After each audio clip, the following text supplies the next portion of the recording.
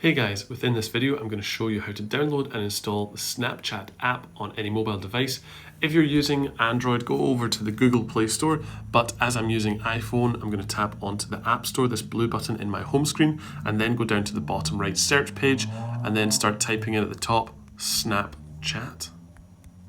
Press search and then skip past the first advertisement and go to this yellow app with the sort of ghost emoji in there. From there, on the right hand side, there will be, if you've never downloaded it before, on your Apple account, it will say a button GET, the get button, or if you have downloaded it before, there's this cloud icon with a downwards pointing arrow. Either way, press that and that will start downloading the app on your device.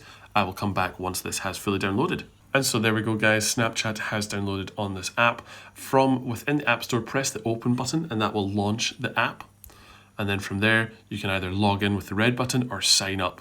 I'll show you what login looks like. You have to type in your username, email, or phone number that's connected with your account and your password. Or you have to go to the sign in, the sign up button, press the blue button, and then that will give you a bunch of steps on how to actually create your account on Snapchat.